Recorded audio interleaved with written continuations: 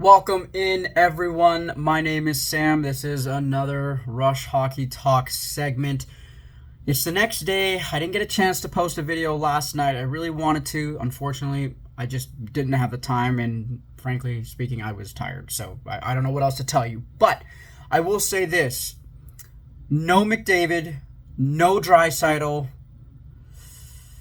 The Oilers lineup looks a little sketch, if I may say so myself. We had Ryan Nugent-Hopkins and Adam Henrique playing the role of the top two centers, and we should have beaten this Seattle team pretty easily. I mean, with McDavid and with Leon Draisaitl, I feel like this would have been a blowout game, but this game was a little too close for comfort for my liking. If the Oilers would score, then Seattle would score. And the Oilers would score, then Seattle would score. And then the Oilers found a way to get ahead too, and then Seattle found a way to climb back into the game. And I don't understand how, yes, no McDavid, no Draisaitl, the team looks kind of shaky, but I didn't like this game.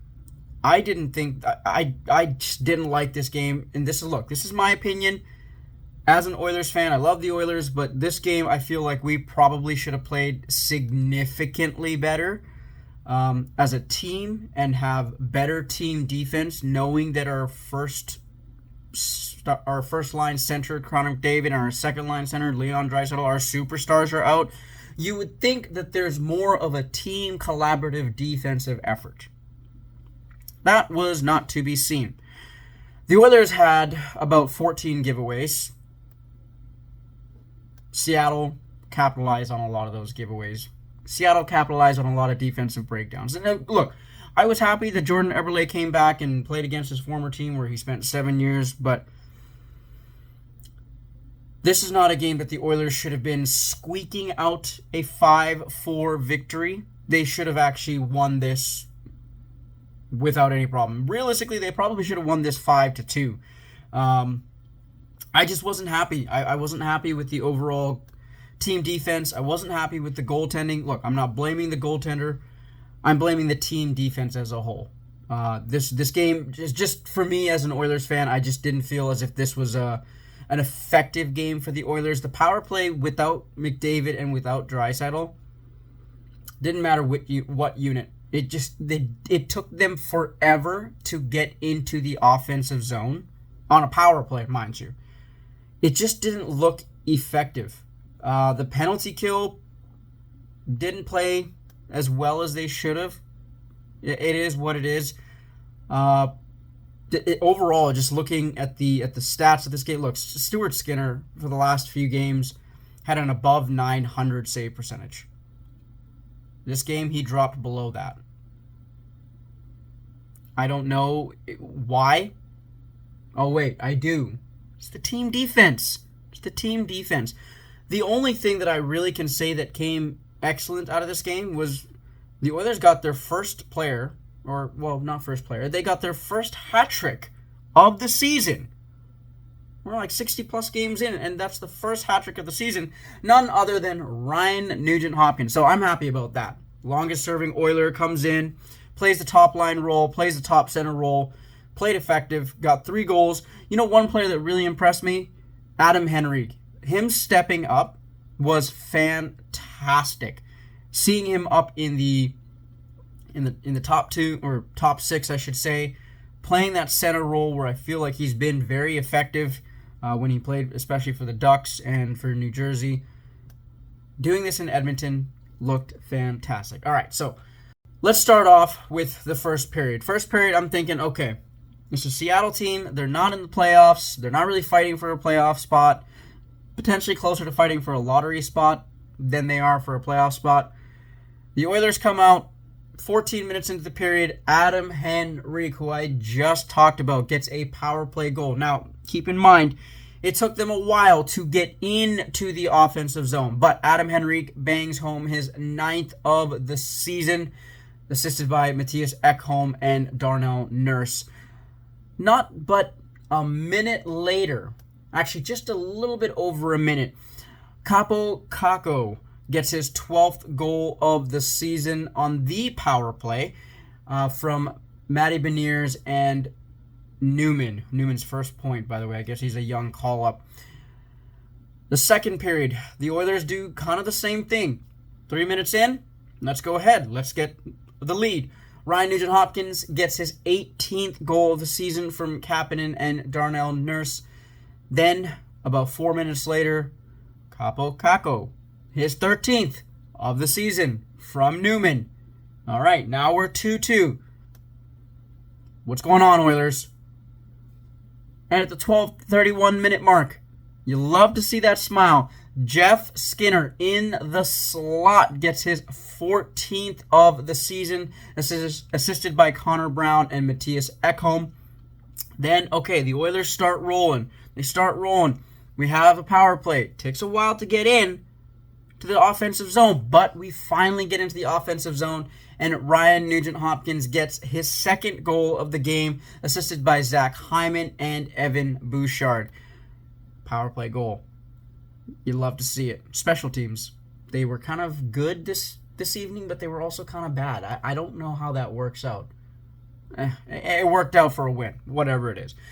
And now we go to the third period. The Oilers have a 4-2 lead. Comfortable. They should be okay. 5 minutes in, Andrei Burakovsky rips one home past Stuart Skinner for his 7th of the season, assisted by McCann, which is interesting that he only has 7 goals. I feel like this is a down year for him. I feel like he probably should be playing significantly better. Now it's 4-3. We have to dig in. What happens? Towards the end of the period, we're digging in. The Oilers take a penalty. That's okay. That's okay, because our penalty kill unit should be okay, right? It's not like they've been scored on or whatnot. So let's go ahead and run with our penalty kill to kind of finish out this game. And I'm glad, but I'm not glad. I'm not happy about the penalty, but I'm happy about the initial result. Because Ryan Nugent-Hopkins, yet again, his name keeps popping up, scores a shorthanded goal. His 20th of the season, first hat-trick for the Oilers. First hat-trick, for the Oilers, and his 4th hat-trick of his career for Ryan Nugent-Hopkins, assisted by Jake Wallman. Then the Oilers start doing the wave, or Oilers fans start doing the wave. They start singing the Bon Jovi, "We're Halfway There." And but 20 seconds, not even 20 seconds later, maybe 10, 14, 15 seconds later, I believe it was 15 seconds later, Jaden Schwartz, mind you, the Oilers are still on a penalty kill. Jaden Schwartz scores his 20th of the season on the power play, assisted by McCann. And after that, it's just the Oilers holding on. Look, the Oilers have Leon Draisaitl out for maybe a week. Connor McDavid, maybe a week. In that week's time, we have some pretty difficult matchups. Looking ahead, we have Dallas coming up next Wednesday. Then we play against Seattle, a second of a back-to-back where we're going to be in Seattle. And then we play Calgary. Of those 3 games that are happening next week, 2 of those teams are playoff teams. Calgary, borderline, they are really pushing for a spot, but they're playing some pretty good hockey. Seattle could play spoiler in that. I hope that they don't. But I'm kind of worried. No McDavid, no Draisaitl, potentially against Dallas. That right there is going to be a measuring stick game of our depth. Because I don't know who's going to be the hero. Dallas is a very deep team. As an Oilers fan, that makes me nervous having to play Dallas without our top 2 stars. And we cannot have the team defense that we had tonight. We cannot have the goaltending average that we had tonight. Everybody needs to step up. And we need to be prepared because it's crunch time. And we're going into Dallas Dallas is coming to Edmonton on Wednesday, next week. So the Oilers stars have a few days to rest. Hopefully they're not gone for too long. I would love to see them back in the lineup, but if they have an injury, they have an injury. But this Dallas game, as an Oilers fan, makes me nervous. And I hope the Oilers can rally together and everybody step up. I will say this. Matthias Janmark has been working. He has been working. I'm feeling a goal against Dallas. I'm feeling like he can score against Dallas. But for the rest of this team, the penalty kill has to be on point. Run some drills on the power play. Run these drills on how to enter the zone. Because a dump and chase, I don't think is going to work. You've got to find a way to bring that puck across the blue line without Connor McDavid and without Leon Draisaitl. We'll see what happens. I'm happy. The Oilers won.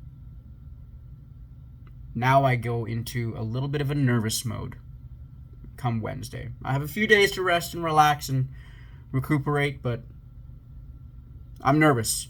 As an Oilers fan, I will tell you, I am nervous, but I hope that they win. I'll see you guys on the next video. Guys, thank you so much for joining me today. I hope you enjoyed the video. If you like the content, please don't forget to hit like and subscribe. It means the world to me to have your interaction, and I will catch you on the next video.